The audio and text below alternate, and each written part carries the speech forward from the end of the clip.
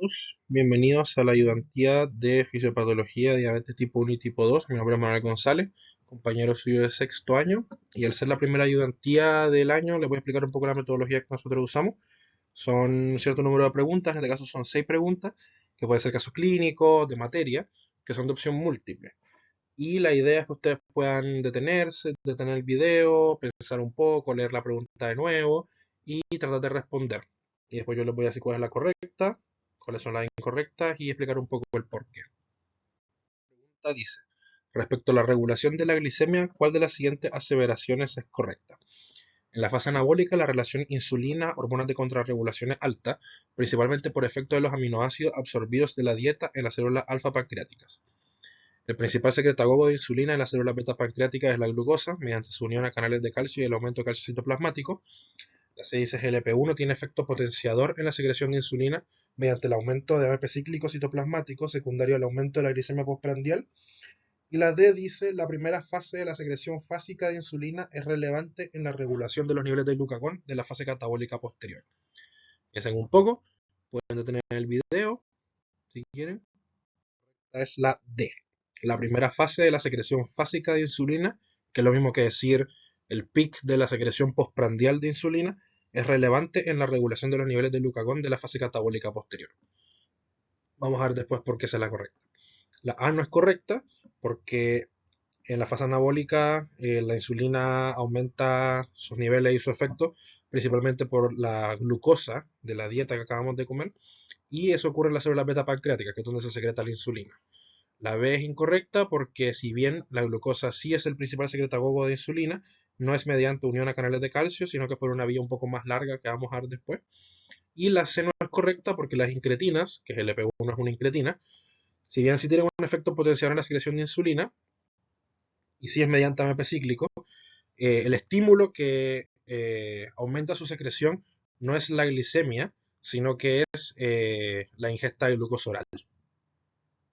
Un poco la regulación de la glicemia, lo que tenemos que recordar es que tiene dos fases. Una fase anabólica, que es inmediatamente después de la ingesta de alimentos ricos en carbohidratos o de glucosa, que es cuando comemos los carbohidratos, aumenta la glicemia postprandial, eso estimula la liberación de insulina, entonces en la fase anabólica el efecto primordial lo tiene la insulina por sobre las hormonas de contrarregulación, que es lógico porque la insulina es la principal hormona anabólica del organismo. Y después, cuando termina la fase anabólica, que es bien cortita, empieza la fase de ayuna, que es cuando no estamos comiendo, y eso se llama fase catabólica, que el riesgo de esa fase es la hipoglicemia, porque no estamos comiendo. Entonces lo que tiene que hacer el organismo es mantener la euglicemia por medio del aumento de la producción de glucosa, que vamos a ver un poco después de eso. Entonces, en la fase anabólica predomina la insulina. ¿Y qué es lo que tiene que hacer la insulina? Bueno, lo primero que tiene que hacer es que esta hiperglicemia postprandial, bajarla mediante la entrada de la glucosa a los tejidos que la ocupan, como el músculo, el tejido adiposo, el hígado y todo el resto de las células que usan glucosa. Y una vez adentro de la célula, lo que hacen es que estimulan el uso de esta glucosa por la célula, que es activando las vías anabólicas. Llámese glucogenogénesis, es decir, la síntesis de glucógeno y su depósito en el hígado, en los músculos, en el riñón, para después en la fase catabólica ser usada, ese depósito. La lipogénesis, es decir, la síntesis de triglicéridos principalmente, que van a ser depositados en el tejido adiposo, también en el músculo y en el hígado en condiciones patológicas, y la síntesis de proteína a nivel del músculo estriado principalmente. Y para que esto pueda ocurrir también tienen que inhibir las vías catabólicas, como la gluconeogénesis, que es la producción de glucosa a partir de moléculas no carbohidratos, la lipólisis, que es la degradación de los triglicéridos de depósito para producir ácidos grasos libres, que van a ser usados como sustrato y como energía para la gluconeogénesis, y la cetogénesis y también la proteólisis. Ahora, es importante este orden de estas vías catabólicas porque están en orden de sensibilidad a los niveles de insulina. ¿Qué quiero decir con esto? Que después de la fase anabólica, cuando comienza a disminuir los niveles de insulina, la primera vía en desinhibirse es la gluconeogénesis. Bueno, realmente es la glucogenólisis, después la gluconeogénesis, después la lipólisis y después la cetogénesis. O sea, para que la cetogénesis se desinhiba, necesitamos que hayan muy bajos niveles de insulina o incluso nada de insulina, que se llama insulinopenia, que es lo que ocurre, por ejemplo, en la diabetes tipo 1 y en la diabetes tipo 2 avanzadas o en efecto, o bajo efecto de estresor. ¿Ya? Esto es muy importante, lo van a ver después en la ayudantía de complicaciones de la diabetes, en la cetoacidosis diabética. Entonces tenemos que quedar claros de que para que la cetogénesis se active o deje de ser inhibida por la insulina, tiene que haber muy poca insulina, porque aumenta un poco la insulina y al tiro se inhibe la cetogénesis de nuevo. Ahora pasando un poco a la fase catabólica, dijimos que después de la fase anabólica disminuye la glicemia, disminuye la insulina y el riesgo que tenemos en la fase de ayuna es la hipoglicemia, porque como no estamos comiendo, podemos caer en hipoglicemia fácilmente. Entonces, el organismo lo que hace es mediante la contrarregulación, es decir, la contrarregulación se le llama a todo lo que está en contra de la insulina, por decirlo así, mediante la contrarregulación es aumentar la producción de glucosa para mantener la euglicemia y no caer en la hipoglicemia, ¿ya? Pero tampoco caer en la hiperglicemia, que vamos a ver después cómo es que se regula esto. Y mediante la contrarregulación depende de las hormonas de contrarregulación, que son estas que vemos acá, el glucagón, que es el principal director de orquesta de todas las hormonas de contrarregulación, que es la primera en liberarse y que persiste durante toda la fase catabólica. La hormona de crecimiento, que es bastante complementaria al glucagón y que es más que todo en el ayuno temprano. Las catecolaminas, que es más en el ayuno tardío después de 24 horas. Y el cortisol, que también es el ayuno tardío después de 24 a 48 horas y que persiste durante todo el resto del ayuno. Ahora, también está la contrarregulación neural, como vamos a ver después, que es extremadamente importante. Pero centrémonos un poco en la contrarregulación endocrina o las hormonas de contrarregulación. Entonces dijimos que para prevenir la hipoglicemia, la contrarregulación aumenta la glicemia mediante una mayor síntesis hepática y también renal de glucosa. Entonces, empezamos la fase de ayuno y ¿qué es lo primero que hace el organismo? Comienza la glicogenólisis, que es principalmente estimulada por glucagón y después un poco por la hormona del crecimiento. Entonces, el depósito de glucógeno que sintetizamos durante la fase anabólica lo vamos a usar para producir glucosa y liberarla al torrente sanguíneo. Pero este depósito no es eterno y cuando se acaba, el resto de la fase catabólica depende exclusivamente de la gluconeogénesis, que es la producción de glucosa a partir de moléculas no carbohidratos. Llámese glicerol, que viene de los ácidos grasos libres, y aminoácidos, que vienen de las proteínas musculares principalmente. Entonces, cuando se acaban los depósitos de glucogenólisis, aumenta la gluconeogénesis al inicio también comandada por el glucagón y también en complementario con la hormona del crecimiento. Pero después de las primeras 24 horas más o menos, en la fase de ayuno más tardío, comienza a ser importante las catecolaminas. Las catecolaminas, llámese epinefrina, norepinefrina, que se liberan principalmente en la glándula suprarrenal, en la médula de la glándula suprarrenal, actúan principalmente en el tejido adiposo, aumentando la lipólisis. ¿Y por qué la lipólisis es importante en esta etapa? Porque los ácidos grasos libres, que son el producto de la lipólisis, son los que van a proveer de sustrato, que es el glicerol, y de energía para que se pueda producir la gluconeogénesis. Y esto ocurre principalmente a nivel hepático, también renal. ¿Ya? Y después, en fases más tardías del ayuno, empieza a ser muy importante el cortisol, porque el glucógeno se acabó. Y la lipólisis llega hasta un, ¿cómo decirlo?, hasta un máximo, que puede llegar gracias al efecto de las catecolaminas. Entonces necesitamos sustrato para gluconeogénesis de alguna otra parte. Y ahí entra en juego la proteólisis, que es la degradación de las proteínas, principalmente musculares, en aminoácidos que sirven de sustrato para la gluconeogénesis. ¿Y quién es el que comanda esto? El cortisol, en etapa de ayuno más tardío. Ahora, esto no puede ocurrir para siempre. O sea, realmente como digamos fisiopatológicamente sí puede ocurrir para siempre. O sea, como que esta contrarregulación no se va a acabar. Pero no es sostenible con la vida, por decirlo así, porque si seguimos con esto, lo que va a pasar es que vamos a perder el tejido adiposo, que también es importante para otras cosas, y nos vamos a emaciar, vamos a perder el músculo al final, porque estamos degradándolo para poder producir glucosa, y por eso es que vamos a quedar caquécticos, emaciados, y vamos a llegar incluso a compromiso de los músculos respiratorios y vamos a morir.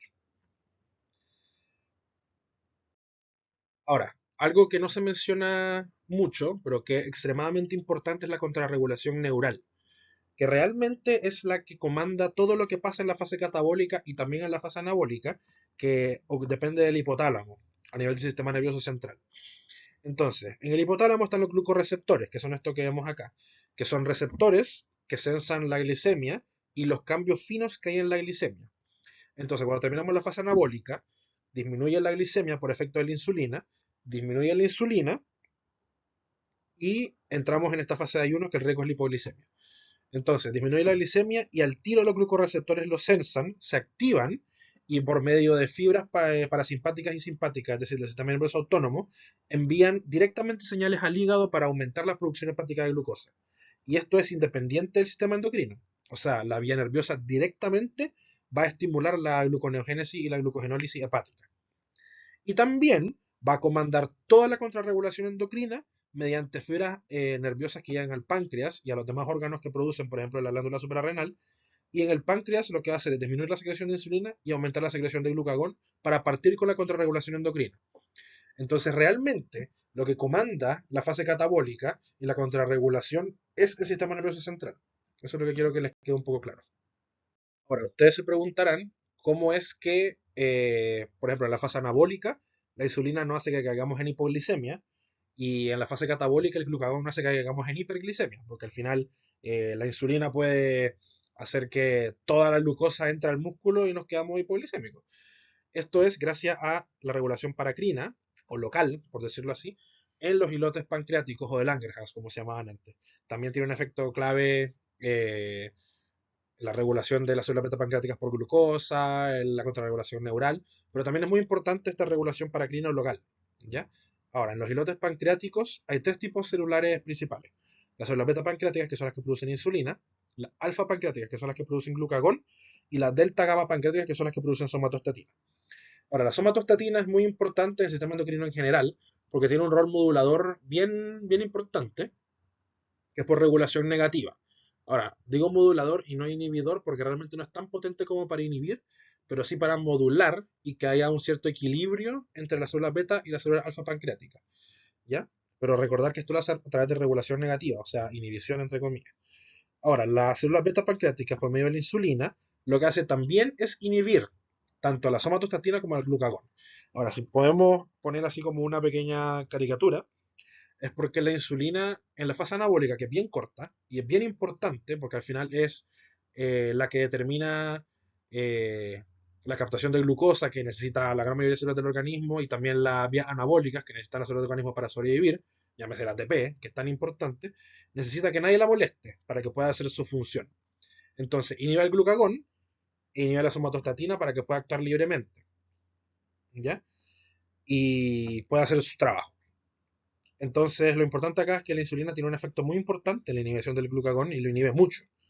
Y eso es para que el glucagón no la moleste, digámoslo así. Y el glucagón tiene un efecto contrario a la insulina, ¿ya? Que tiene una regulación positiva, tanto en la somatostatina como en la insulina. Y ustedes pensarán que esto es un poco contraintuitivo, pero tiene su lógica también, porque en la fase catabólica lo que queremos es mantener la euglicemia y no pasarnos a la hiperglicemia tampoco, porque es deleteria. Y de hecho, esa es la causa fisiopatológica, todos los problemas que causa la diabetes. Entonces, ¿cómo hace esto las células alfa pancreáticas? Porque el glucagón estimula a la insulina, que lo inhibe, y estimula a la somatostatina, que también lo inhibe. ¿Ya? Entonces, cuando tenemos en la fase catabólica una mayor secreción de glucagón, para que no nos pasemos a hiperglucagonemia e hiperglicemia, se estimula la secreción de insulina para que lo autorregule. Y eso también es bien importante y bien peculiar, porque en la diabetes esto se pierde. Porque claro, la insulina tiene problemas, la insulina tanto en niveles como en función. Entonces hay una hiperglucagonemia no compensada por insulina. Entonces sí va a una hiperglicemia y es todo el problema de la diabetes. Entonces esto también es bien interesante y bien importante. Ahora, ¿por qué en la fase anabólica, cuando aumenta la glicemia, porque comimos glucosa, aumenta la secreción de insulina? ¿Ya? Y eso es por toda esta vía compleja que vemos acá, pero que no son tan complejas. Ahora, lo más importante acá es diferenciar tres conceptos. Están los secretagogos, que son vías o moléculas que independientemente aumentan la secreción de insulina. Los potenciadores, que teniendo el estímulo de los secretagogos, potencian o exacerban la secreción de insulina. Y los inhibidores, que como lo dice el nombre, inhiben la secreción de insulina. Ahora, de los secretagogos, el más importante es la glucosa. ¿Ya? Que entonces, cuando nosotros consumimos glucosa, aumenta la glicemia postprandial esta glucosa entra a la célula beta pancreática por estos transportadores, GLUT1 principalmente, GLUT2 también, y entra en la vía de la glicólisis y la fosforilación oxidativa y todo ese cuento, y aumenta los niveles de ATP. Este ATP se une a este canal de potasio dependiente de ATP y lo cierra.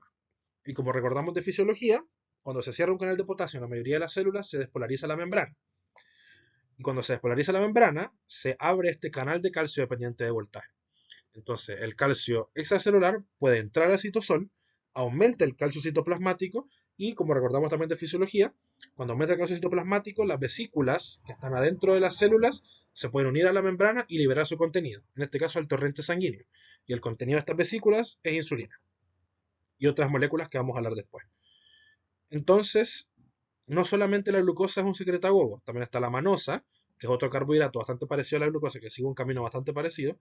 La acetilcolina, que entra en toda esta historia que hablamos de el control neural de todo este proceso, que la acetilcolina, mediante el sistema parasimpático, el nervio vago principalmente, va a activar su receptor, va a activar la vía de la proteína quinasa C, y esa vía, independiente de la glucosa, independiente de los demás estímulos, puede aumentar el calcio intraplasmático, perdón, el calcio citoplasmático, y eso aumentar la liberación de insulina. Y también algunos fármacos, por ejemplo las sulfonilureas, como la libenclamida, que casi no se usa ya, pero es muy barato, que cierra directamente este canal de potasio y por ende también independiente de la glucosa, independiente de los demás estímulos, puede aumentar la secreción de insulina. En cuanto a los potenciadores, dijimos que necesitan del estímulo de un secretagogo y después la respuesta la exacerban. Los principales potenciadores son las incretinas, que son las que vemos acá, que son GLP-1 y GIP, que las incretinas se secretan a nivel del intestino y que son, o sea, y que se estimulan directamente su secreción por glucosa oral. O sea, al final, cuando nosotros comemos glucosa y entra al tubo digestivo, esas células intestinales sensan que hay glucosa en el tubo digestivo y liberan a las incretinas, ¿ya? Entonces, esto no depende de la glicemia ni depende de nada más, depende de la glucosa oral, que vamos a ver después. Que lo que hace las incretinas, también el glucagón, los ácidos grasos libres, la CCK, gastrina, secretina, que también son péptidos del tubo digestivo, lo que hacen es aumentar el AMP cíclico y eso va a potenciar la entrada de calcio citoplasmático a la célula beta pancreática y por ende la secreción de insulina.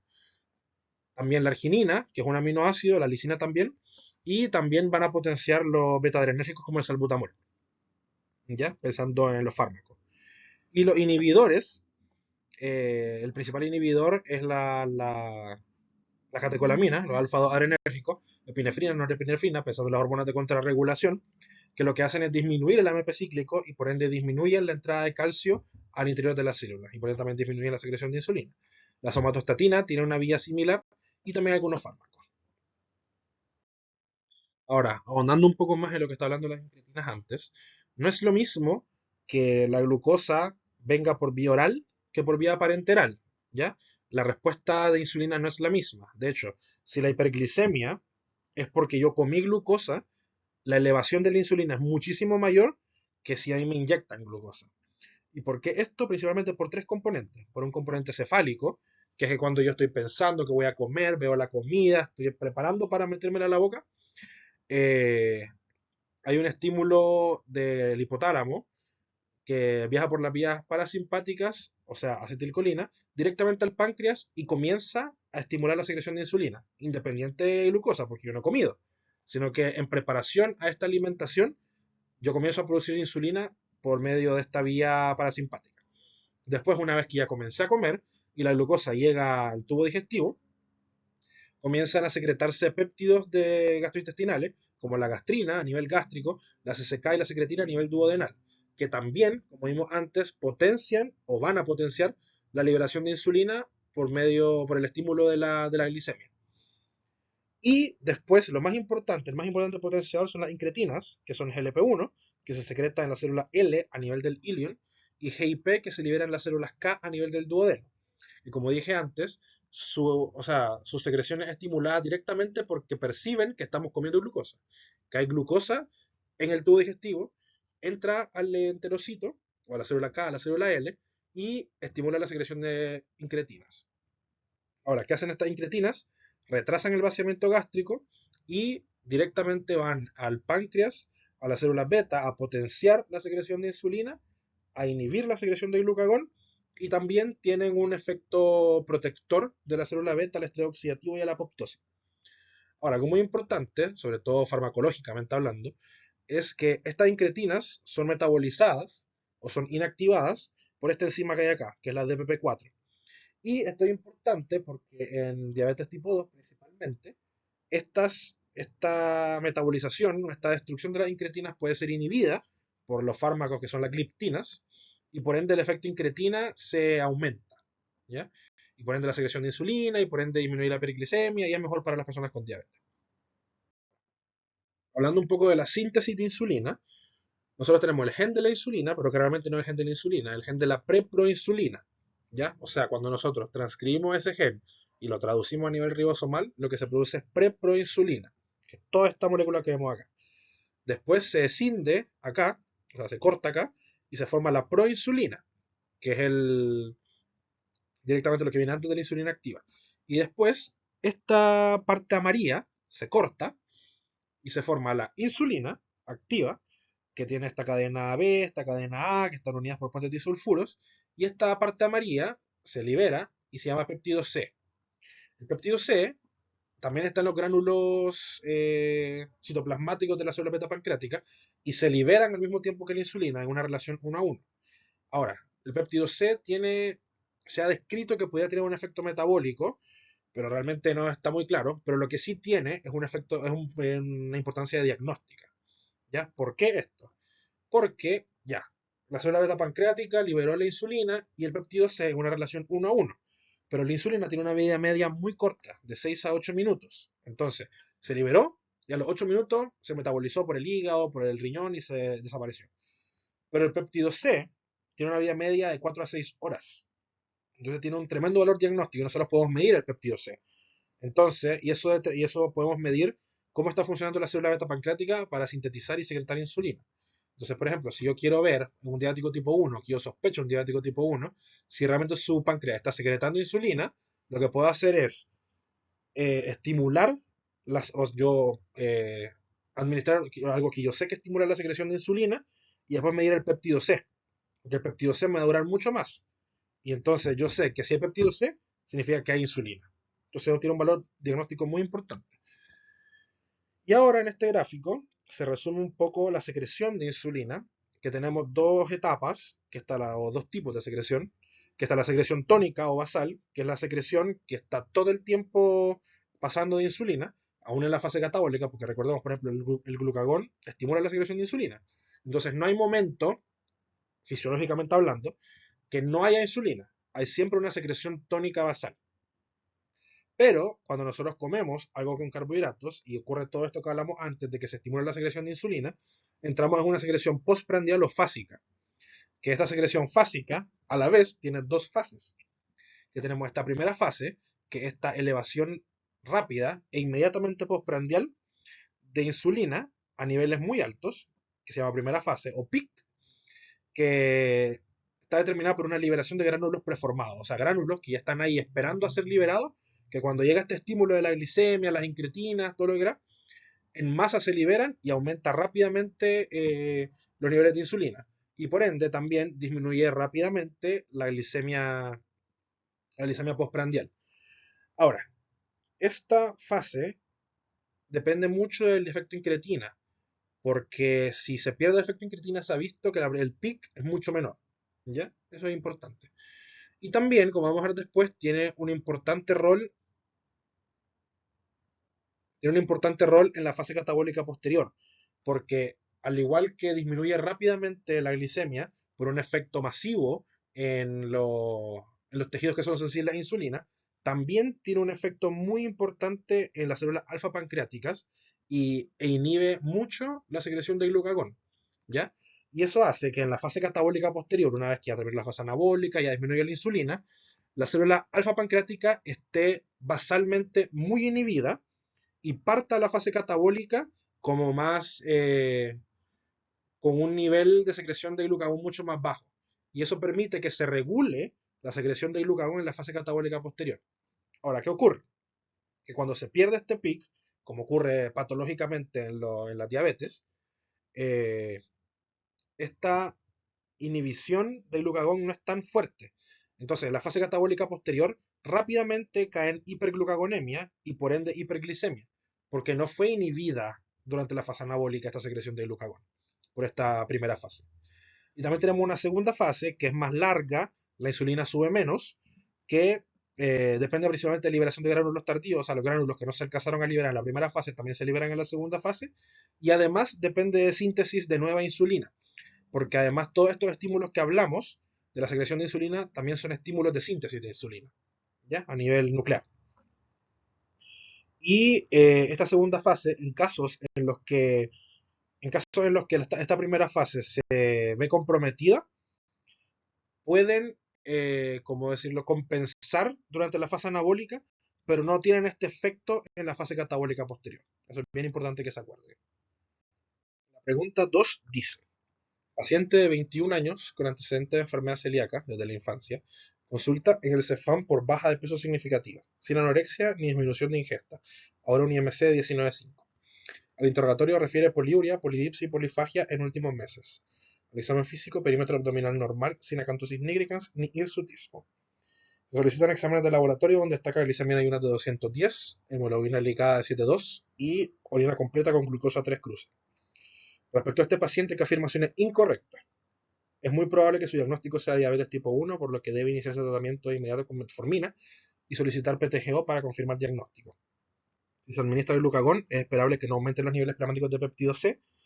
Si se realiza una biopsia de páncreas, es esperable encontrar los islotes pancreáticos atróficos con predominancia de células alfa pancreáticas. Y la hemoglobina glicada elevada orienta que el trastorno de la glucosa no es un evento agudo. Entonces, piensen un poquito, pausen el video si quieren. La incorrecta es la A. Es muy probable que su diagnóstico sea diabetes tipo 1, por lo que debe iniciarse tratamiento inmediato con metformina y solicitar PTGO para confirmar el diagnóstico. Ahora sí, el diagnóstico muy probablemente sea diabetes tipo 1 y ya se puede hacer el diagnóstico de diabetes tipo 1, como vamos a ver después, pero si fuera diabetes tipo 1 el tratamiento primero que todo es con insulinoterapia, no con metformina, y no se necesita solicitar una PTGO porque ya estaría confirmado. ¿Ya? Ahora, la pregunta entonces es, ¿cómo diagnosticamos la diabetes? Tenemos 4 formas de diagnosticar diabetes, 3 o 4, depende qué bibliografía consulte.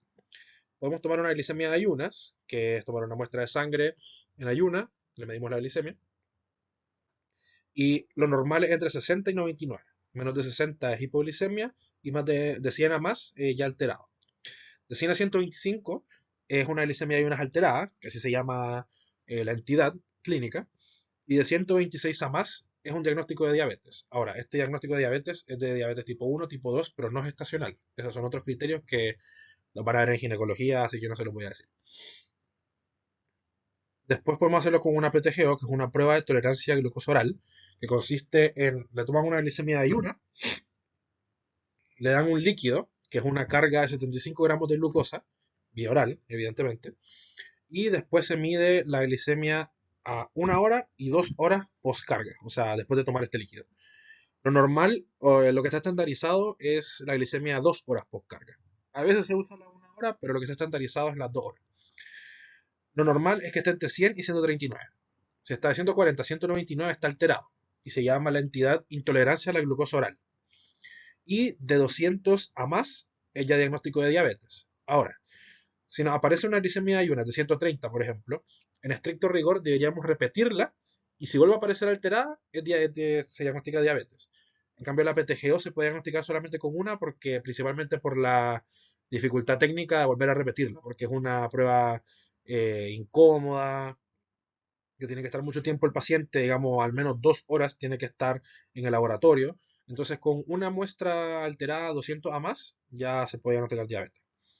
También está la hemoglobina glicada, que muchos le dicen glicosilada, pero en estricto rigor el término correcto es hemoglobina glicada, que lo normal es que sea menos de 5,7%, que está alterada entre 5,7 y 6,4%, y se habla que está en rango diabético cuando está de 6,5 a más por ciento. Ahora, depende de la bibliografía que ustedes lean, puede que aparezca que no está estandarizada para ser usada como diagnóstico de diabetes. Realmente ahora está bastante estandarizada en la mayoría de los lugares, entonces se está usando para el diagnóstico de diabetes. pero depende de la bibliografía que lean, el estudio que lean y sobre todo la antigüedad de ese estudio. Pero lo que sí está validado y es lo que se usa es para el seguimiento, ¿ya? Porque, bueno, como vamos a ver abajo, la glicemia ayuna como seguimiento es útil, pero puede ser falseada, en el sentido de que, por ejemplo, es típico, que imagino que lo han escuchado, que llegan las viejitas con diabetes al consultorio, al control, y que se yo, una semana antes no comen nada de azúcar, comen súper sano, y podría llegar a estar falseadamente normal la glicemia de ayuna.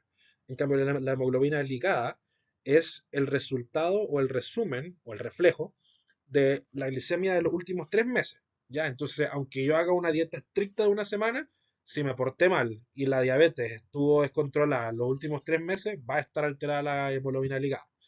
¿Ya? Entonces es muy útil para el seguimiento. Y también otra forma de diagnosticarlo es con una glicemia al azar, o sea, no tiene que estar en ayunas, se la toma en cualquier momento, que esté de 200 a más y asociada a síndrome diabético agudo o síntomas de diabetes. ¿Que cuáles son? Compromiso del estado general, o sea, cansancio, astenia, dinamia, pérdida de peso significativa, polifagia, que es que estoy comiendo mucho, tengo mucha hambre, poliuria, que estoy orinando mucho, o polidipsia, que tengo mucha sed. Entonces, estas son las clásicas 4P.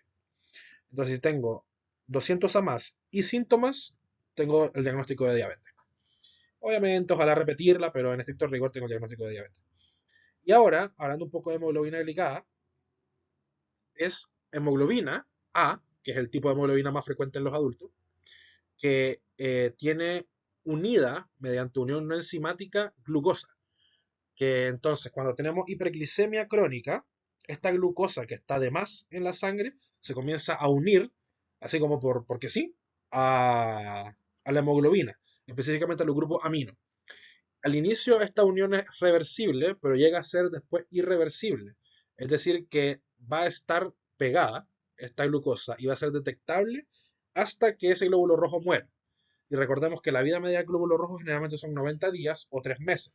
De ahí viene eso que les dije de que la hemoglobina glicada es el reflejo de cómo estuvo la glicemia en los últimos 3 meses. ¿Ya? Entonces, si hubo hiperglicemia en los últimos 3 meses, pero la última semana yo hice un estricto dieta y me bajó la glicemia y me la controlé y estuvo súper bien, aún así la hemoglobina glicada le va a salir alterada, porque en los últimos 2 meses y 3 semanas estuvo descontrolado. ¿Ya?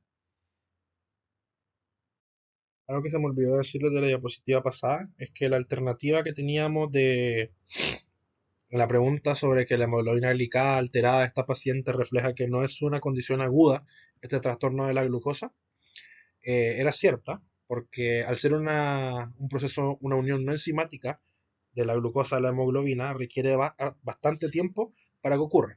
Entonces, si tenemos una hemoglobina glicada alterada, significa que el paciente lleva harto tiempo con hiperglicemia. ¿Ya? Entonces, por eso es que esa alternativa era correcta. Ahora, un poco hablando de diabetes tipo 1, bueno, se define como un defecto severo de la secreción de insulina. Entonces, el problema acá es que no estamos secretando insulina, y eso ocurre por la disfunción y muerte de las células beta pancreáticas por mecanismos inmunológicos. O sea, es una enfermedad autoinmune, ¿ya? Que se asocia a otras enfermedades autoinmunes porque tienen componentes fisiopatológicos similares, como es el caso de esta paciente que tenía enfermedad celíaca desde la infancia.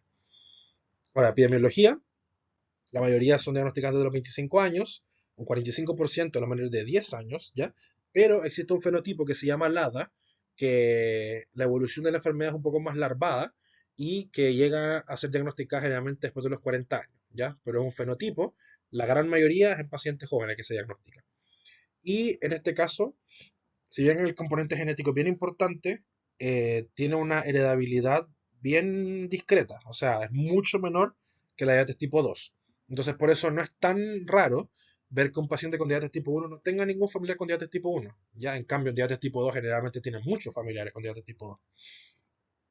Ahora, la patogenia, se resume bien en este gráfico, es que tenemos las células beta pancreáticas que tienen antígenos. O sea, bueno, cualquier péptido puede ser un antígeno, pero los antígenos de la etapa inicial de las células beta pancreáticas son la insulina y la GDA, que es una enzima, la glutamato deshidrogenasa.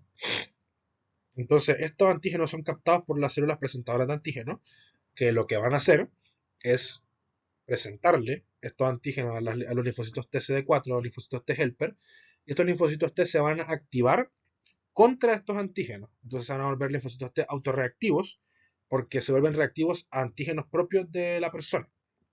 ¿Ya? Y esto depende mucho, aquí entra el juego de componentes genéticos, de esta molécula, de la HLA clase 2, o que es una hormona que es una molécula de histocompatibilidad mayor, que que el componente genético tiene mucho que ver con el gen de esta molécula y que se asocia mucho a otras enfermedades autoinmunes. ¿Ya? Por eso es que está muy asociado a enfermedad celíaca, a Hashimoto, a Addison, etcétera. Después estos linfocitos T autorreactivos, lo que van a hacer es activar linfocitos TCD8, macrófagos, natural killer, que lo que van a hacer es provocar un mecanismo de daño inmunológico tipo 4 o celular sobre la célula beta pancreática. O sea, la destrucción de la célula beta pancreática es dependiente de células inmunes, ¿ya? Y no de anticuerpos. Entonces los linfocitos TCD8, los macrófagos, los natural killer van a destruir la célula beta pancreática y van a producir infiltrado linfocitario de los islotes de Langerhans, van a destruir las células pancreáticas, eso se llama insulinitis, pero esto va a ser bien dirigido a las células beta. Entonces, después de cierto tiempo, el paciente va a tener islotes de Langerhans atróficos con muy pocas células beta y predominio de células alfa. Entonces va a tener muy poca insulina y harto glucagón. ¿Ya? Eso es como el típico patrón del paciente diabético tipo 1. Ahora, estos linfocitos TCD4 también van a activar linfocitos B, que van a producir anticuerpos anti, anti-islotes, o sea, o antiantígenos de los islotes pancreáticos, pero estos anticuerpos no tienen un rol patogénico, ¿ya? O sea, no van a promover la destrucción de las células beta pancreáticas, pero sí tienen un rol marcador diagnóstico bien importante. Y todo esto está, en cierta forma, permitido por los linfocitos T supresores, ¿ya? Que normalmente estos linfocitos T que están en el timo en los pacientes más jóvenes y en los ganglios linfáticos en los pacientes más adultos, eh, en una persona, o sea, según la fisiología, deberían evitar que ocurran estos eventos, pero estas personas tienen de base unos linfocitos T supresores alterados que no evitan que ocurra esta cascada y que al final van a determinar que se desarrolle esta enfermedad. Entonces, hablando un poco de la historia natural de la diabetes tipo 1, se resume en este gráfico, pero lo más importante se resume acá realmente, que se divide en tres etapas. Una etapa de marcadores genéticos, que es que cuando la masa de células beta y la glicemia ayuna no está alterada, están normales, pero existe una susceptibilidad genética, que se habla de los genes IDDM, que tienen que ver principalmente con los genes de la preproinsulina y los genes de la molécula de histocompatibilidad mayor o HLA. Después de esto hay acá un evento precipitante, un evento ambiental que no se está muy claro cuál es. Se ha sugerido que puede ser una infección viral, pero todavía no está muy claro. Que empieza la etapa de marcadores inmunológicos, que es cuando todo esto que hablamos antes, que la célula presentadora de antígenos capta los autoantígenos, se lo presenta al linfocito T, lo vuelve autorreactivo, todo eso, comienza acá. ¿Ya? Y en esta etapa comienza la destrucción de las células beta pancreáticas, pero que puede ser compensada por las células beta pancreáticas que quedan remanentes porque utilizan la reserva pancreática. Que eso significa que las células remanentes sufren hipertrofia, aumentan su actividad y aumenta la secreción de insulina y pueden compensar esta pérdida paulatina de células beta pancreáticas. Ya, entonces, en esta etapa de marcadores inmunológicos, existe autoinmunidad, se pueden detectar anticuerpos antilote, que recordemos no tienen un rol patogénico, ya hay destrucción de células beta, pero las células beta remanentes pueden compensar. Entonces, todavía no hay una alteración de la homeostasis de la glucosa. La glicemia en ayuna sigue normal, y no hay y la glicemia postcarga también, ¿ya? Pero después, cuando ya estas células beta remanentes siguen muriendo y las que quedan no son suficientes para compensar, comienza la etapa de marcadores metabólicos, que es cuando ya la insulina, los niveles de insulina no son suficientes y aumenta la glicemia en ayuna, ya hay trastornos de la homeostasis de la glucosa y llegamos a la insulinopenia, que es cuando ya los niveles de insulina son muy bajos o inexistentes, y la hiperglicemia de ayuna. Ahora, algo muy importante que se ve en este gráfico es esto, que cuando ya llegamos a la insulinopenia no hay péptido C detectable, que es lo mismo que decir que no hay insulina, porque recordemos que se sintetizan en relación 1 a 1 y se secretan en relación 1 a 1. Entonces, si yo no detecto péptido C, es porque no hay insulina. ¿Ya? Y cuando llegamos a esta etapa, hay un requerimiento de insulina exógena, que al final es la terapia de todo esto. ¿Cómo nosotros podemos estar seguros de que ahí llegamos a la etapa en que ya no se está secretando insulina, se está secretando menos insulina? Mediante la prueba de la reserva de insulina. ¿Ya? Esta prueba consiste en administrar intravenoso 1 miligramo de glucagón, ¿ya? Una ampolla de glucagón. Ahora, si tenemos una reserva normal, o sea que todavía las células beta pancreáticas remanentes tienen una reserva suficiente para compensar la muerte de las demás, cuando yo inyecto glucagón, recordemos que el glucagón paracrinamente, o el glucagón estimula la liberación de insulina, entonces va a aumentar un 0,5 nanogramos por decilitro de péptido C, porque eso es lo que vamos a medir, porque recordemos que la insulina tiene una vida media muy corta. ¿Ya? Entonces yo le inyecto el glucagón y va a aumentar el péptido C, pero yo sé que eso significa que está aumentando la insulina secretada. En cambio, cuando tenemos una reserva disminuida o nula, el nivel de péptido C no tiene cambios o el aumento es menor de 0,5. Ya, entonces, un paciente con diabetes tipo 1 que ya está en etapa de marcadores metabólicos va a tener una reserva disminuida o nula. O sea, una prueba de reserva de insulina sin cambios de péptido C o cambios muy mínimos. La pregunta 3 dice, paciente de 35 años con antecedente de diabetes tipo 1 diagnosticado a los 12 años, usuario de insulina de vía bomba de infusión continua subcutánea, consulta por control de enfermedad. Al momento de diagnóstico presentaba anticuerpo antiinsulina, anticuerpo antiantígeno asociado a insulinoma beta y anticuerpo antitransportador de zinc 8. Actualmente solo presenta anticuerpo antiinsulina. Y en los exámenes de control destaca triglicéridos de 200, además de la presencia de acantosis nigricans y acrocordones. Respecto a este caso, ¿qué afirmación es correcta? Al fenómeno de negativización de autoanticuerpos se le llama honeymoon y refleja un buen control de la enfermedad. La insulina vía infusión continua subcutánea no es un manejo adecuado para pacientes con diabetes tipo 1, ya que aumenta el riesgo de hipoglicemia. El paciente está desarrollando insulinoresistencia por el uso de insulina exógena o la hipertrigliceridemia, acantosis nigricans y agrocordones se deben probablemente a mala adherencia a la insulinoterapia. Un poquito. Ya, la correcta es C. El paciente está desarrollando insulinoresistencia por el uso de insulina exógena. Vamos a ver después por qué pasa esto. La A no es correcta porque eso no es el honeymoon. La B no es correcta porque la insulina vía infusión continua subcutánea es el manejo de elección para diabéticos tipo 1, porque aumenta la adherencia al tratamiento. Y lo que podría ocurrir es que aumente el riesgo de hiperglicemia si es que llega a fallar la bomba. O de, ¿cómo se llama esto? Cetoacidosis diabética. Y la D es incorrecta porque se asocian a la insulinoresistencia que está ocurriendo por el uso de insulina exógena crónico. Ahora, ¿qué es el honeymoon? Entonces, tenemos nuestra historia natural de la enfermedad, ¿cierto?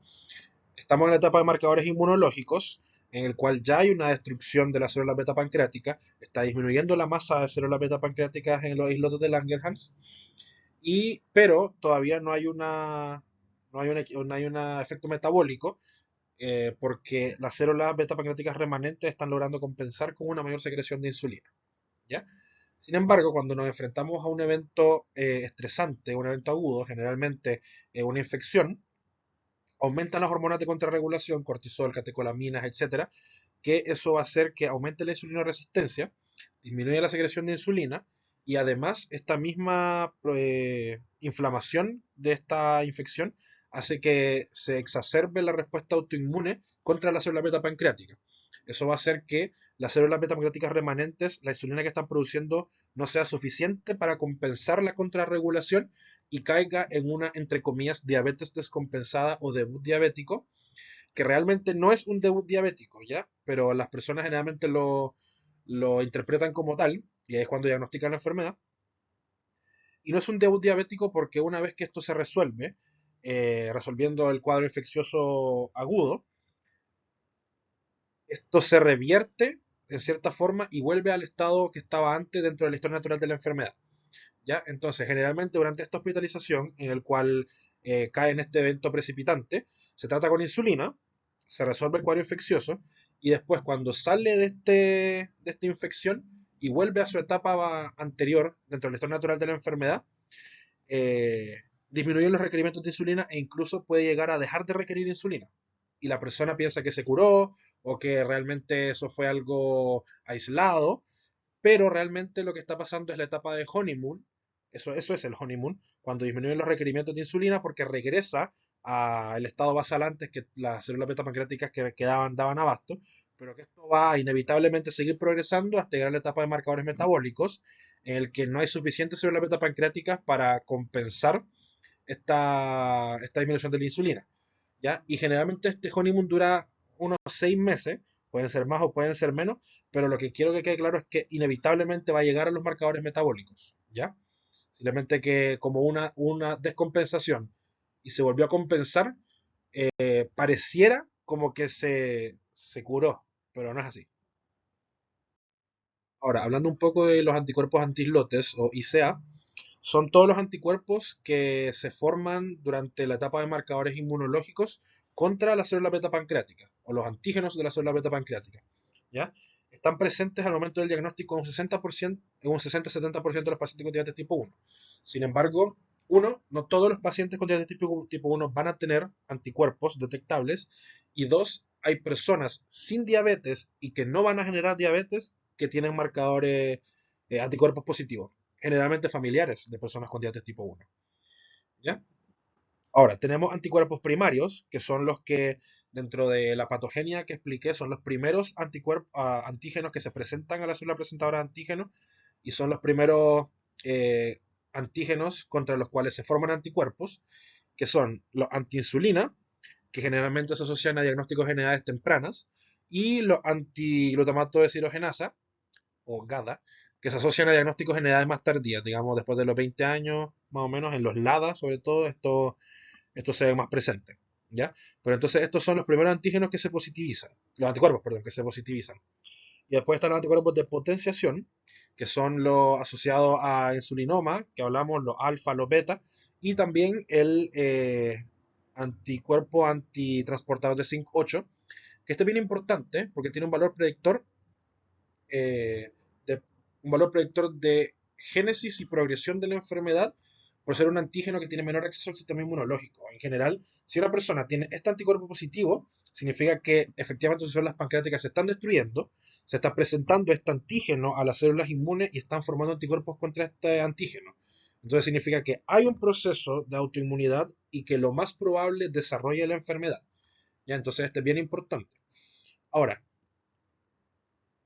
a lo que iba la pregunta de esta pregunta es que en general los niveles de anticuerpos se correlacionan con la masa de células beta. O sea que en la historia natural de la enfermedad, mientras las células beta van muriendo y la masa de células beta va disminuyendo, también disminuyen los títulos de anticuerpos. E incluso en pacientes de larga data, como el de este caso, se pueden negativizar los anticuerpos, aunque al momento del diagnóstico estuvieran positivos, excepto uno, que es el antiinsulina. ¿Y por qué ocurre esto? Porque la terapia de la diabetes tipo 1 es la insulina exógena. Entonces, mientras se esté pinchando insulina al paciente, se van a producir anticuerpos antiinsulina, ¿ya? Entonces, por eso ese es el único que, obviamente, si el paciente está en terapia, es el único que no se va a negativizar a larga data. El resto, mientras va muriendo la célula beta y ya no hay más antígeno que presentar, también va desapareciendo el anticuerpo. A eso iba la pregunta al final.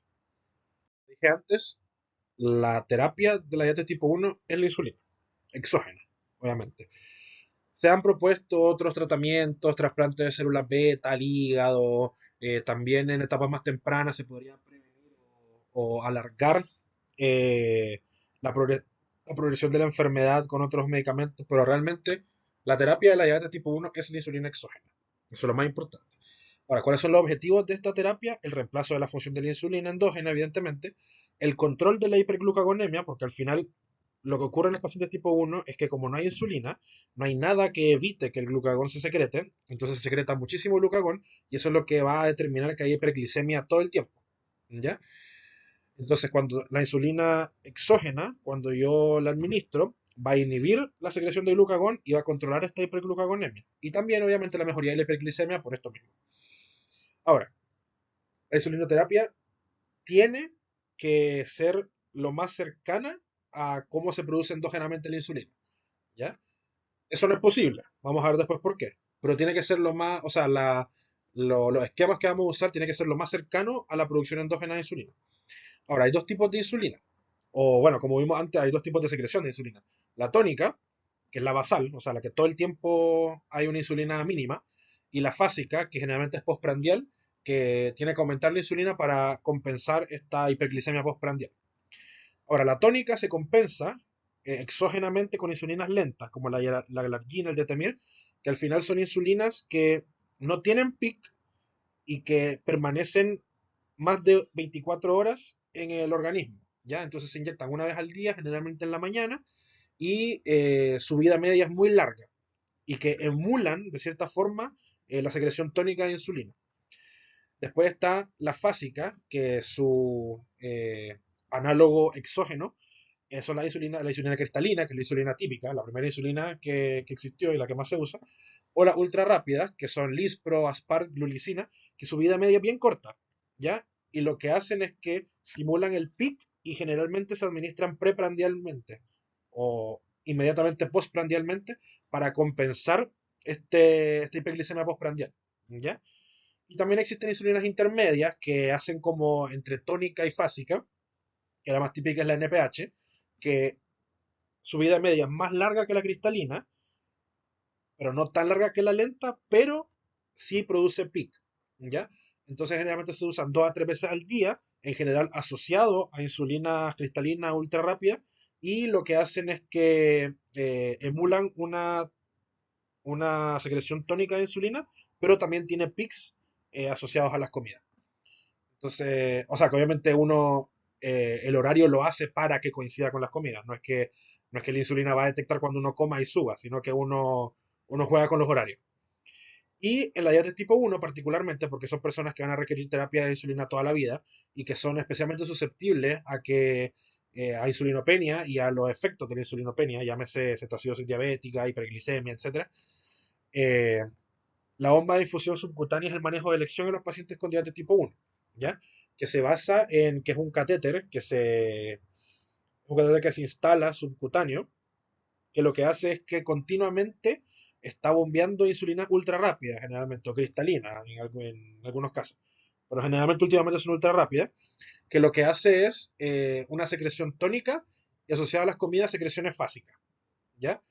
Pero que es una máquina, es una maquinita.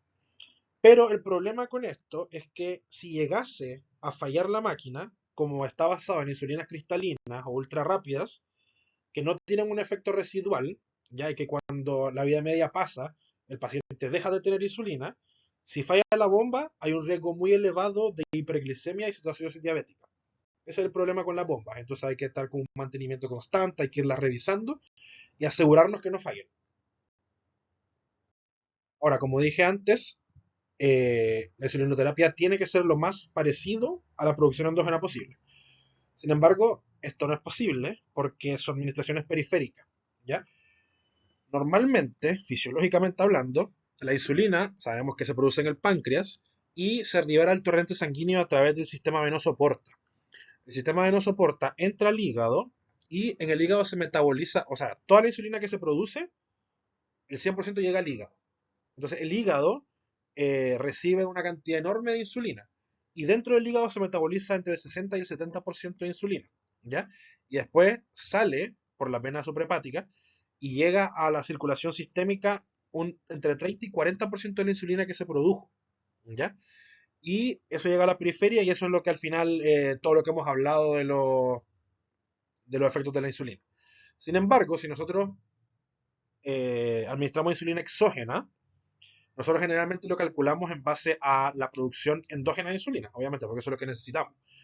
Pero estamos administrando directamente a la vía periférica esta cantidad de insulina y nos estamos saltando la metabolización hepática que ocurre fisiológicamente, ¿ya? Eso va a generar que al hígado llegue una concentración menor a la fisiológica y a los tejidos periféricos una concentración mayor a la fisiológica, ¿ya?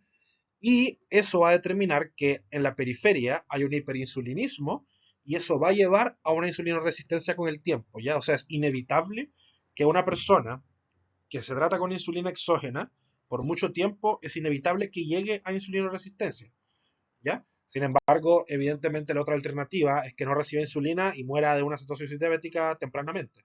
Entonces, entre las dos opciones, evidentemente la insulinoterapia es mejor, pero va a llegar a una insulinoresistencia.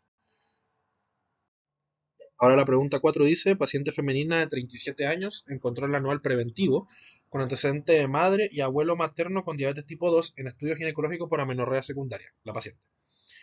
A la anamnesis asintomática, al examen físico IMC de 32, control de signos vitales destaca presión de 140,85, perímetro abdominal de 100 centímetros, acantosis nigricans en cuello y pie y pliegues axilares, hirsutismo. Al laboratorio destaca glicemia ayunas de 95, glicemia 2 horas postcarga de 135, 1 MAIR de 4,2, triglicéridos de 200, colesterol total de 210, LDL de 160 y HDL de 30. Respecto a este caso, ¿qué afirmación es correcta? Tiene indicación de iniciar tratamiento con hipoglicemiantes orales por diagnóstico de diabetes tipo 2. Presenta insulinoresistencia por una alteración en la vía de transducción por receptor de insulina que afecta a la vía mitogénica MAP-quinasa. Se esperaría un predominio de fosforilación en serina del receptor de insulina y su sustrato en los tejidos insulinotrópicos. O D, bueno, acá está un poco, se dañó la página, pero es una D. La paciente probablemente presenta predominio de tejido adiposo subcutáneo, el cual secreta adipoquinas que aportan al desarrollo de insulinoresistencia. Piénsenlo un poco, lean de nuevo el caso si quieren. Y la correcta es la que debería ser la C. Se esperaría un predominio de fosforilación en serina del receptor de insulina y su sustrato en los tejidos insulinotrópicos. Vamos a ver por qué, pero bueno, esta paciente tiene insulinoresistencia. Es bastante evidente el caso, lo hice para que no quedara ninguna duda. Eh, Todavía no está en rango diabético, de hecho, ni siquiera tiene una homeostasis de la glucosa alterada, pero sí está insulinoresistente. Eso no, nadie lo puede negar. Y como vamos a ver después, fisiopatológicamente la vía común de la insulinoresistencia es una fosforilación en serina del receptor de insulina y su sustrato. Así que esta es correcta. La A no es correcta porque no tiene diabetes y ni siquiera tiene prediabetes. Entonces no tiene indicación de tratamiento con hipoglicemiantes, pero por supuesto cambio de estilo de vida, ejercicio, dieta, eso obviamente sí. La B presenta insulinoresistencia por una alteración en la vía de nutrición por receptor de insulina, sí, pero afecta la vía metabólica, no mitogénica. Vamos a ver después cómo se define realmente insulinoresistencia. Y la paciente probablemente presenta predominio de tejido adiposo subcutáneo, no, es visceral, principalmente por el perímetro abdominal, como vamos a ver después. Y además, el que está asociado a insulinoresistencia es el visceral, no el subcutáneo. Ya. ¿Cómo definimos insulinoresistencia entonces? Es una disminución de la respuesta de los tejidos periféricos insulinotrópicos a los efectos metabólicos de la insulina. Esta pequeña definición está diciendo dos cosas importantes. La primera, que el problema está en los tejidos periféricos y no en la secreción de insulina. La secreción de insulina está bien. De hecho, está exacerbada al inicio. Eh, Después obviamente se daña cuando ya tenemos diabetes. Pero la secreción de insulina está bien, pero lo que está mal es la respuesta de los tejidos a esta insulina. Y también que como se define resistencia a la insulina es en base a los efectos metabólicos de la insulina, a ningún otro efecto de la insulina. Por ejemplo, la vía mitogénica, que es la de la masquinasa, que era la alternativa, esa está indemne y de hecho, como vamos a tener un aumento de la insulina, va a estar exacerbada. Entonces, como se define resistencia a la insulina es en base a los efectos metabólicos de la insulina. Ahora, ¿cuáles son los tejidos insulinotrópicos? Son muchos, pero los principales para la insulinoresistencia son estos tres: el hígado, el músculo y el tejido adiposo. Y la insulinoresistencia es tejido específica y el efecto que vamos a poder ver también es específico a cada tejido. Entonces, en el hígado lo que va a pasar es que va a haber un aumento de la producción hepática de glucosa porque la insulina no va a estar inhibiendo la gluconeogénesis. En el músculo va a haber una disminución de la captación muscular de glucosa porque eso depende de la insulina. Y en el tejido adiposo va a haber una disminución de la capacidad de la insulina de suprimir la lipólisis. Es decir, que va a haber un aumento de la producción de ácidos grasos libres y de niveles de ácidos grasos libres circulantes. ¿Ya? Ahora, la resistencia a la insulina puede ser que predomine en un tejido más que otro, pero inevitablemente al final va a haber una insulinoresistencia de cuerpo total. ¿Ya? Eventualmente todos los tejidos insulinotrópicos van a ser resistentes a la insulina y va a caer después en diabetes y etcétera. Pero al inicio puede que sea específico de que predomine más en el hígado, por ejemplo, y que tengamos una glicemia y unas alteradas, o que predomine en el músculo y que tengamos una intolerancia a la glucosa. ¿Ya? Entonces, Esos son conceptos que vamos a ir viendo en la ayudantía, pero que son bien importantes para, sobre todo para entender la fisiopatología de lo que está pasando. Algo importante es que el 80% de la sensibilidad corporal total a la insulina está dado por el músculo. Entonces el músculo es extremadamente importante en todo el tema de la insulinoresistencia. Ya. Entonces ahora, ¿qué hace la insulina en los tejidos periféricos? Bueno, cuando la insulina se une a su receptor, este receptor es tirosina quinasa. Entonces eso significa que el mismo receptor se autofosforila en los aminoácidos en tirosina. ¿Ya? Y cuando se fosforila en tirosina, atrae a esta molécula que está acá, que se llama sustrato del receptor de insulina, o IRS, que se une al receptor, y cuando se une al receptor, también se fosforila en sus tirosinas. ¿Ya? Entonces, lo más importante acá es la fosforilación en tirosina. Y cuando eso ocurre, activa la vía PI3 quinasa AKT, que es la vía metabólica de la insulina, que esta es la que se ve alterada en la resistencia a la insulina y es la que produce todos los efectos metabólicos que ya hablamos en diapositivas anteriores, que es decir, aumenta el anabolismo y disminuye el catabolismo. Pero esta no es la única vía que activa la insulina, sino que también está la vía mitogénica, que es la RAS-MAP quinasa, que es una vía de proliferación celular, por hiperplasia o hipertrofia, que está indemne de la insulinoresistencia y es independiente a este sustrato. ¿Ya? O sea, este sustrato puede activarla, pero también puede activarse por otras vías eh, independientes. Ahora, lo importante es por qué está indemne, porque la insulinoresistencia en general es por una alteración en la vía de transducción post-receptor.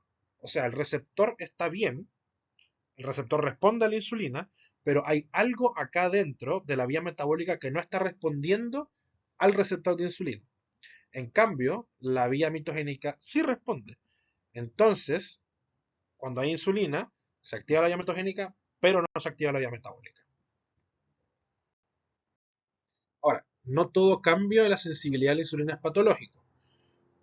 Hay ciertas condiciones fisiológicas que pueden causar insulinoresistencia o disminución en la sensibilidad a la insulina.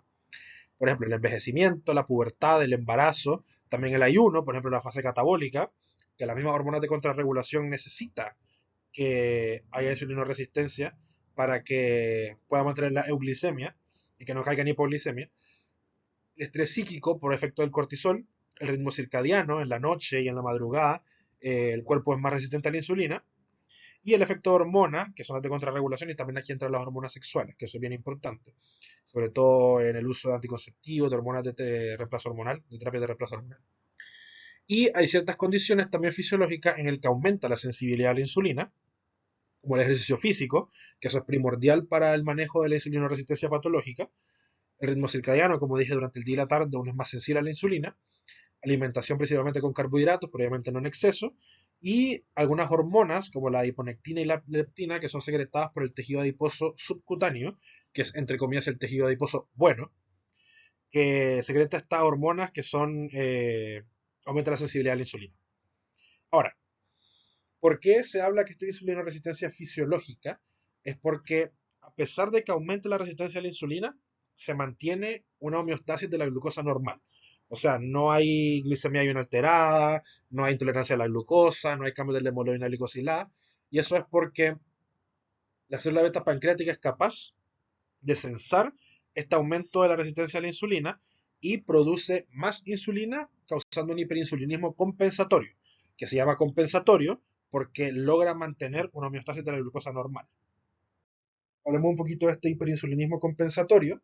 Acá vemos que está la célula beta pancreática, que ante ciertos estímulos, ya sea dependientes de glucosa o estímulos no glicémicos, que el principal son los ácidos grasos libres, es capaz de aumentar su secreción de insulina. ¿Ya? Que eso en condiciones fisiológicas generalmente es transitorio. Por ejemplo, las fases de ayuno son transitorias, eventualmente vamos a volver a comer.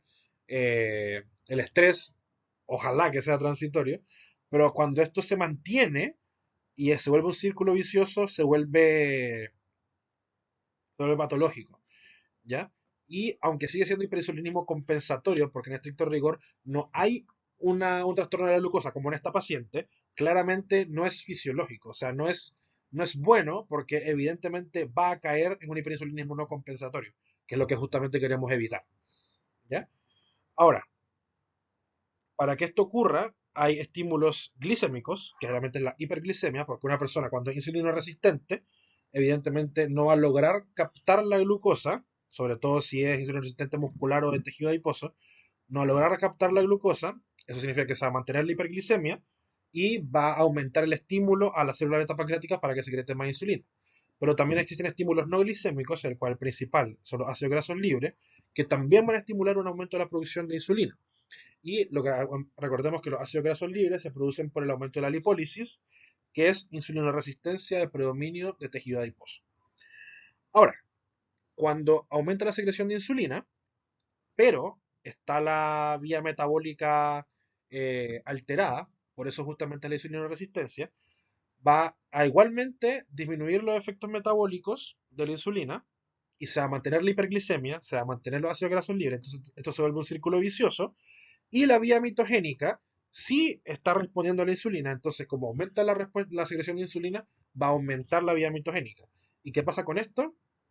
Que cuando aumenta la insulina y aumenta la vía mitogénica y también los efectos vía el receptor del factor de crecimiento de insulina, ocurre lo que se llama síndrome metabólico, que es algo que todos conocemos, que también es llamado síndrome de insulinoresistencia, síndrome X, que está muy asociado a la obesidad, vamos a ver después, porque la obesidad es una condición extremadamente insulinoresistente, porque vamos a ver después por qué.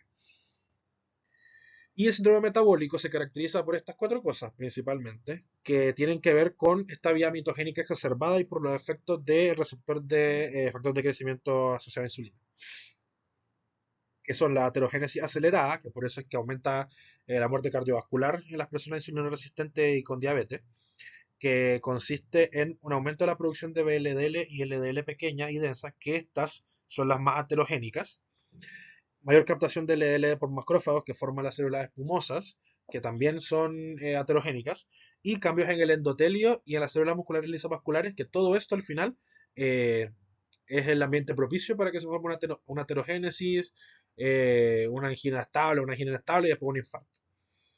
Ahora, también se asocia hipertensión, como tenía esta paciente, por un aumento de la sensibilidad a catecolaminas y un aumento del grosor de la pared vascular. Cuando aumenta el grosor, aumenta la resistencia vascular periférica, y eso es al final la hipertensión.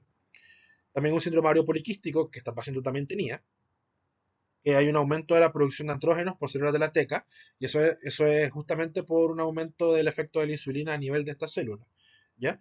Hay un aumento de la producción de andrógenos que no puede ser compensado por la aromatasa de las células de la granulosa, y entonces aumenta la testosterona circulante, y eso da hirsutismo, acné, y también los quistes en los ovarios.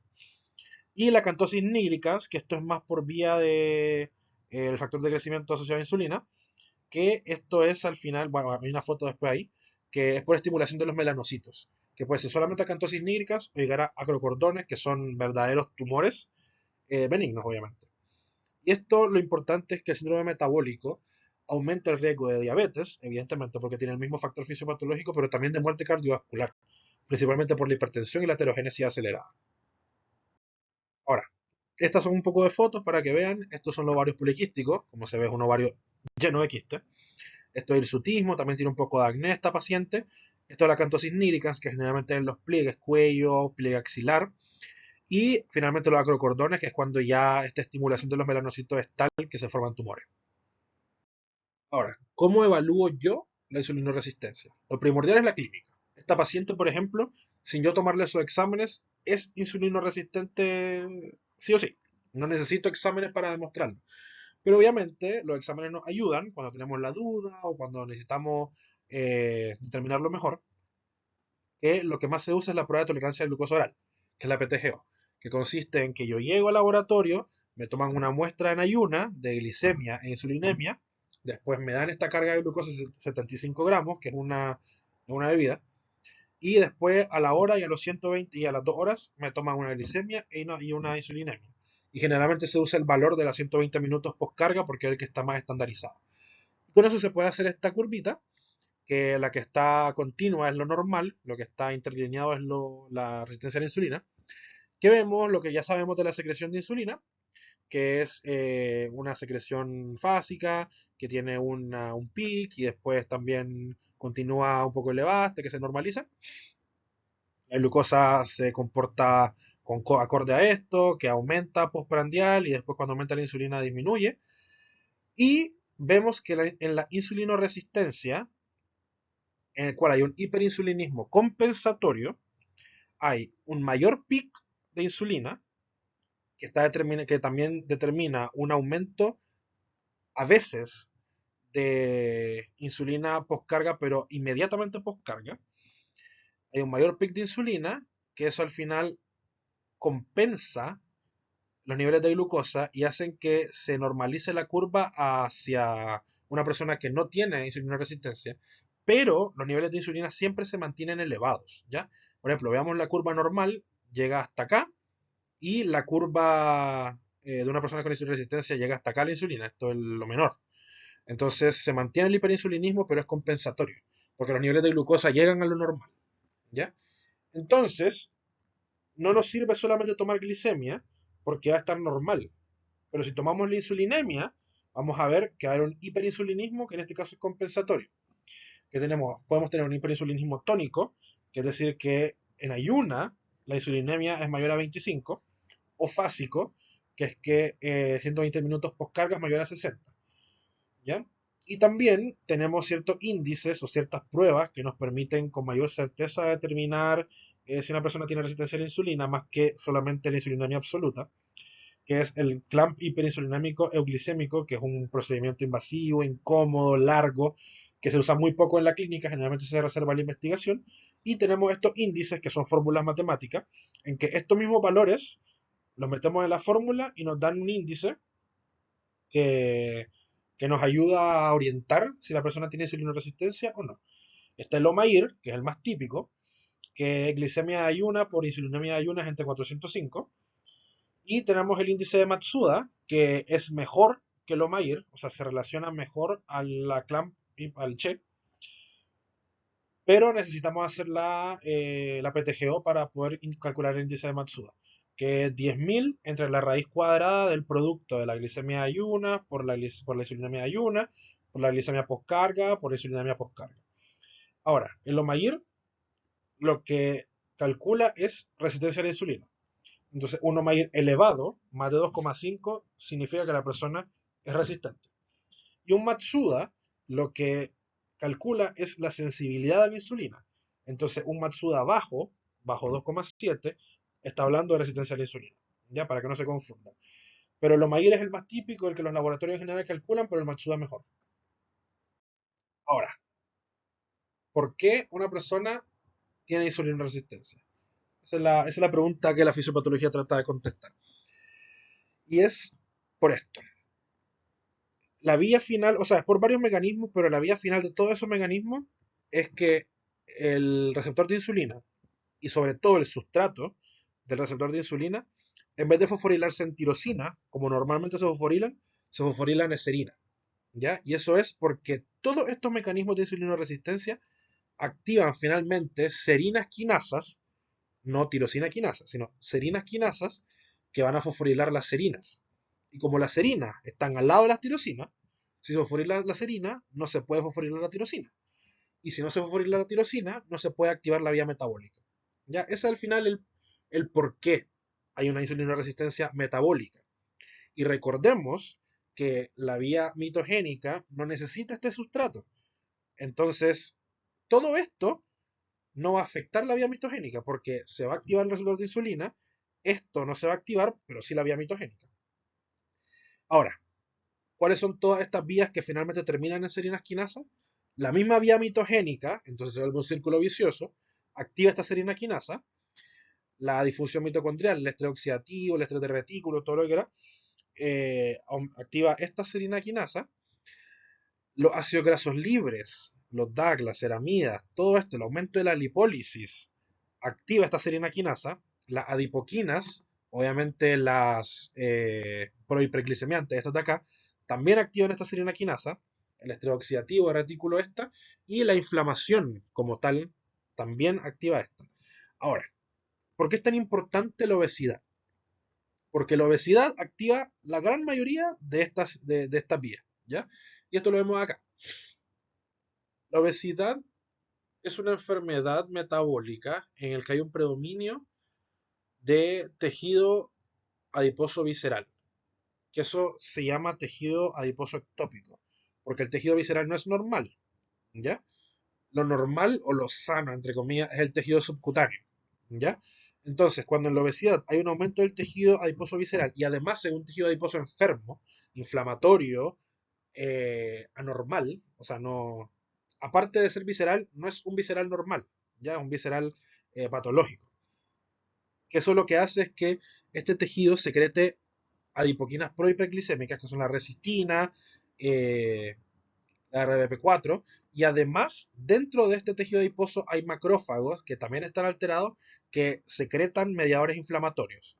Entonces, la obesidad es una enfermedad inflamatoria para empezar, entonces activa esta vía, que además secreta adipoquinas, activa esta vía, y además está propensa a mayor lipólisis, entonces activa esta vía.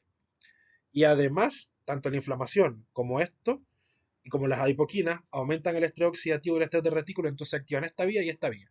Entonces, como lo vean, la obesidad y el tejido adiposo visceral ectópico son muy insulinoresistentes y activan la gran mayoría de estas vías que al final van a terminar en la fosforilación en serina de este receptor y esos sustratos sobre todo.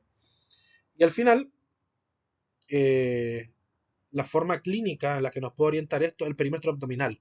¿Por qué? Porque el tejido graso visceral se acumula principalmente en la víscera del abdomen y cuando aumenta el perímetro abdominal nos podría estar hablando de un aumento del tejido graso visceral.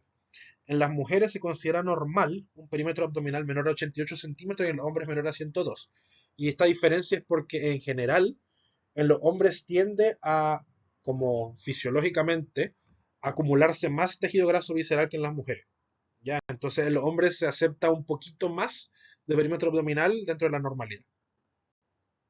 Ya, me quedan dos preguntas, son cortitas.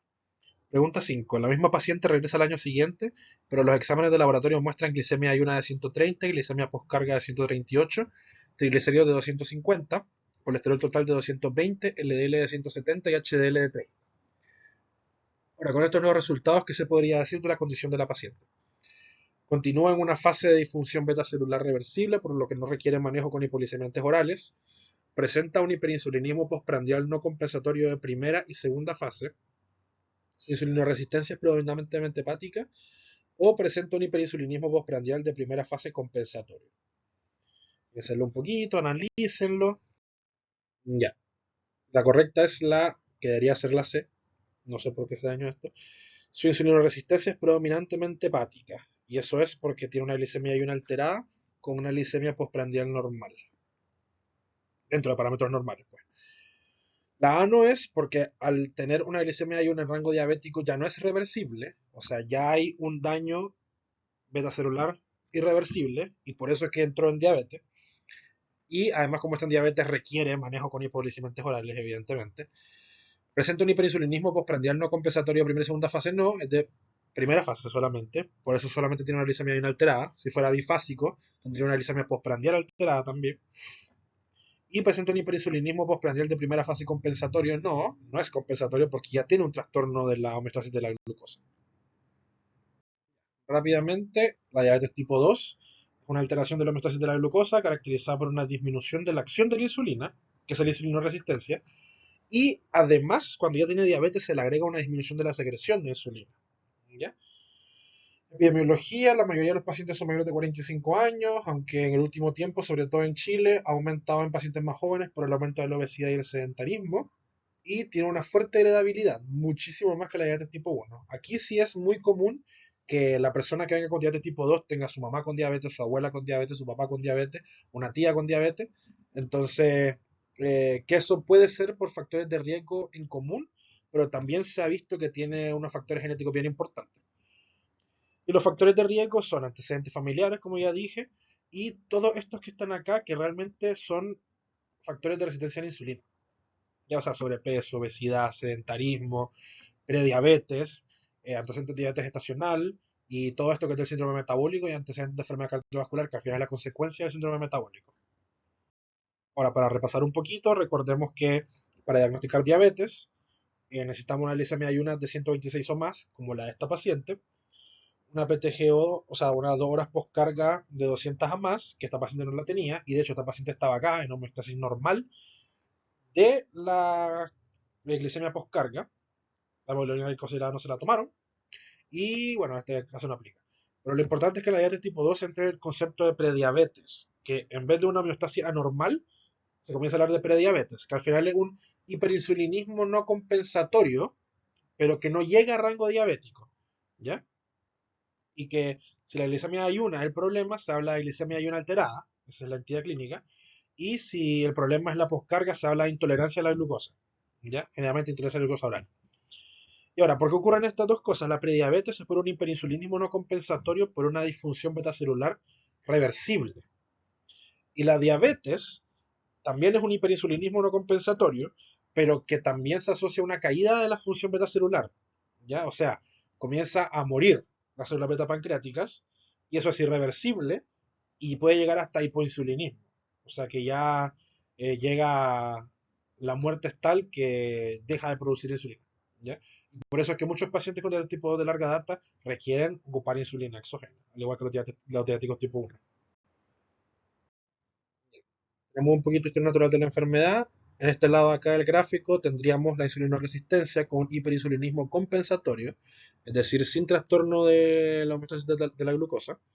Cuando ya estamos acá, tenemos un hiperinsulinismo no compensatorio, en el que ya comienza a haber un trastorno de la glucosa, pero en rango prediabético, que es por una disfunción betacelular reversible. ¿Ya? Entonces, en este momento de la prediabetes, la persona con cambios de estilo de vida, dieta, ejercicio, metformina incluso, puede llegar a revertir este trastorno y volver a la homeostasis de la glucosa normal.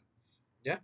Pero una vez que llega a la parte al rango diabético o a la etapa diabética, hay una caída de la función betacelular irreversible por muerte de la célula beta pancreática.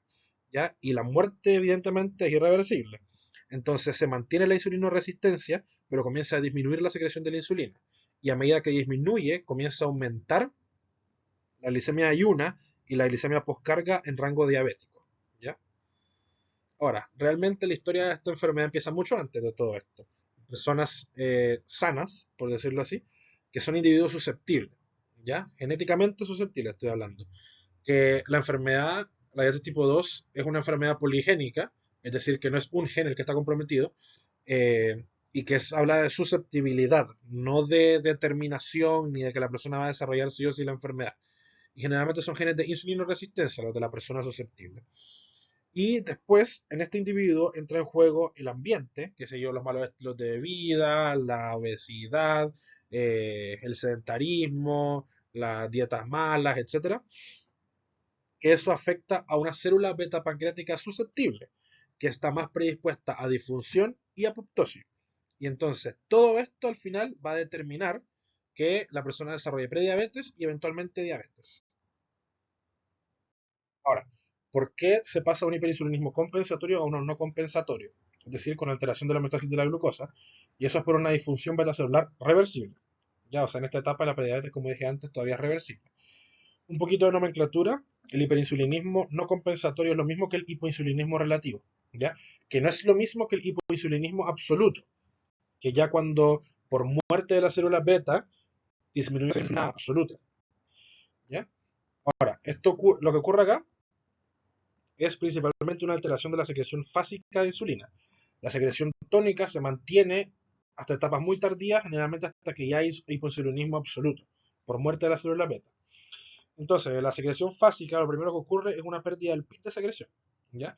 Eso ocurre por alteración de la secreción de los gránulos, por alteración de la transcripción, traducción y modificaciones post-traduccionales de la insulina, y muy importantemente por pérdida del efecto incretina. ¿Ya? O sea, las células beta pancreáticas no son las únicas que dejan de funcionar, sino también las células L y K del intestino. La célula L deja de secretar en manera importante las GLP-1 de etapas muy tempranas y la célula K sigue secretando bien la GIP, pero la célula beta pancreática deja de responder a ella. ¿Ya? Entonces esa es la diferencia de lo que ocurre entre las dos. Y si perdemos el efecto incretina, perdemos en gran medida el pic y eso puede determinar una hiperglicemia postprandial o postcarga si es que la segunda fase no logra compensar y también va a determinar casi siempre una hiperglicemia de ayuno, porque recordemos que el pic es muy importante para la regulación del glucagón de la fase catabólica posterior. Entonces, si perdemos el pic, va a haber una hiperglucagonemia en ayuno y por ende una hiperglicemia. ¿Ya? En cambio, la segunda fase, si es que no está alterada, podría llegar a compensar la fase anabólica y habría una glicemia postprandial normal. ¿Ya? Pero eventualmente después también se pierde la segunda fase y después se pierde la secreción tónica. ¿Ya? Ahora, ¿por qué algunas personas con prediabetes tienen glicemia ayuna alterada y otras tienen intolerancia a la glucosa?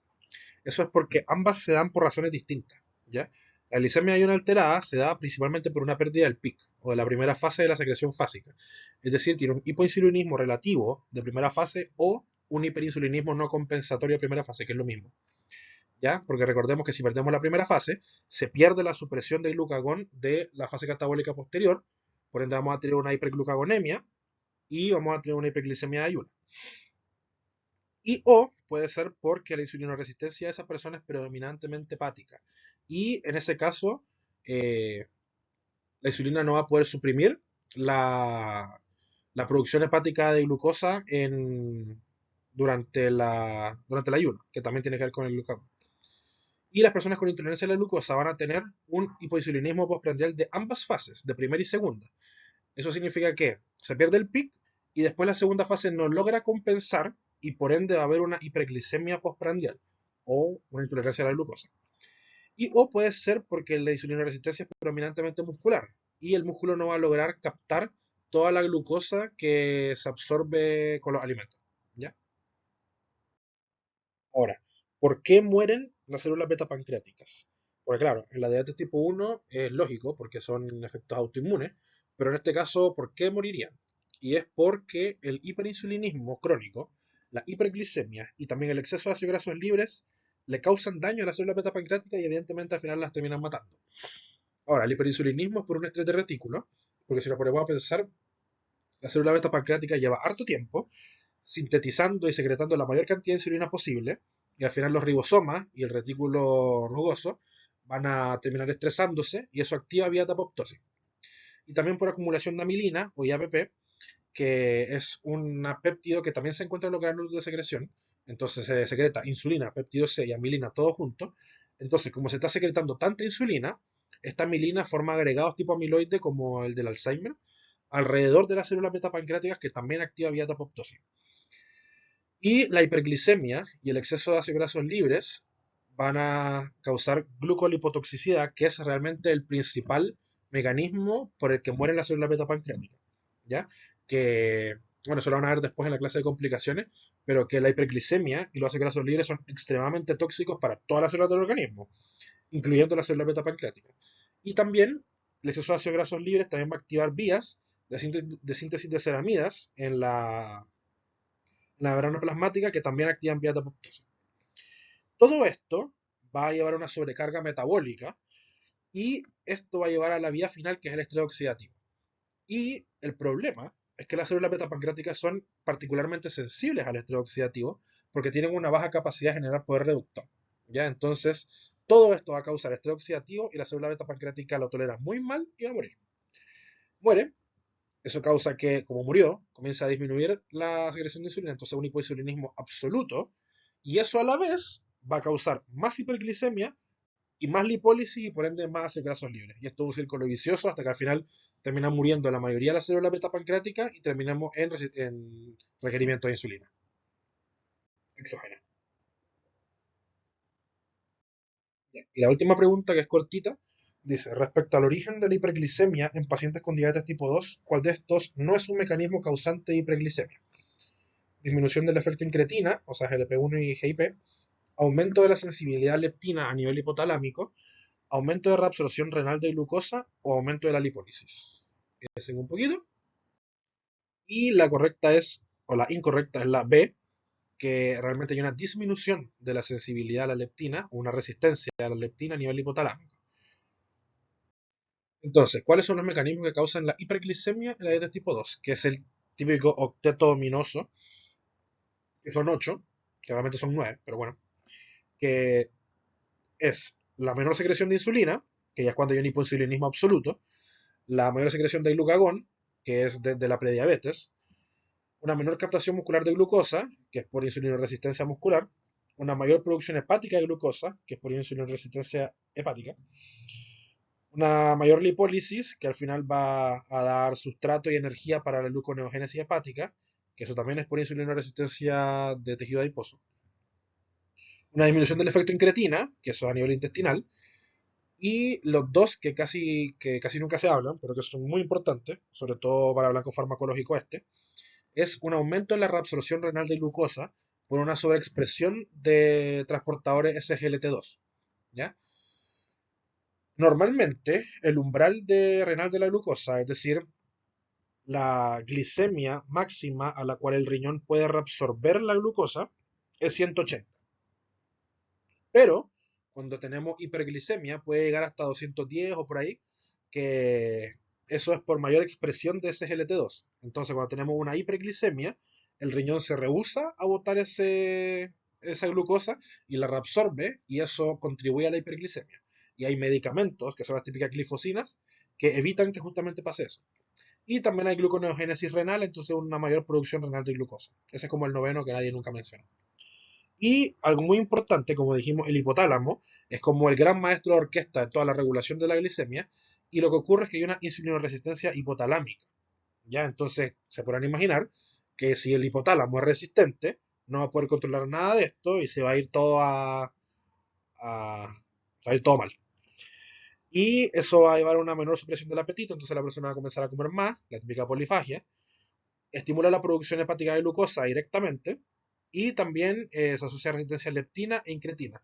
La leptina es muy importante en el apetito, no solamente, pero bien importante en el apetito, y las incretinas, que al final también tienen que ver con todo esto de la producción hepática de glucosa, el vaciamiento gástrico, etc.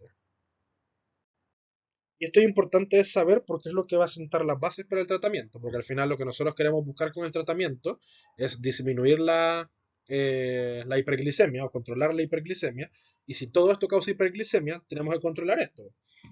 Entonces, esto se controla con secretagogos, o sea, si yo produzco menos insulina, pero todavía me quedan células beta pancreáticas, yo puedo estimular que secreten más con secretagogos, llámese eh, los principales son la sulfonilurea, que son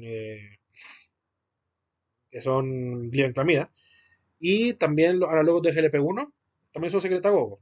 No, realmente no son secretagogos, pero potencian la secreción de insulina. O también cuando llegamos a una fase en la cual la muerte del beta celular es tan importante que ya no hay reserva de insulina, se pasa a insulinoterapia. El músculo, la insulina muscular, se puede mejorar con ejercicio, también con metformina y también con disminución de peso.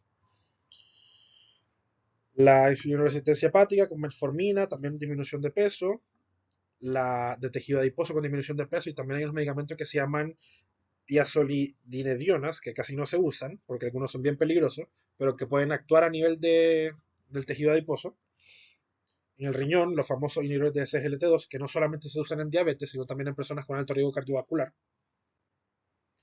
Los análogos de GLP-1, que al final es GLP-1 sintético, por decirlo así, o los inhibidores de DPP4, que al final inhiben como la inactivación de las incretinas endógenas.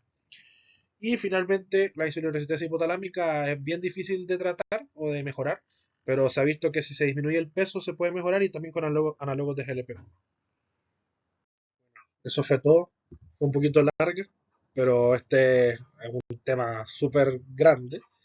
Son al final dos temas realmente. Pero bueno, gracias por la atención. Espero que les haya servido. Y cualquier pregunta que tengan, estamos en el Instagram. Ya varios nos han seguido, pero ahí estamos respondiendo todo el rato. Nos vemos.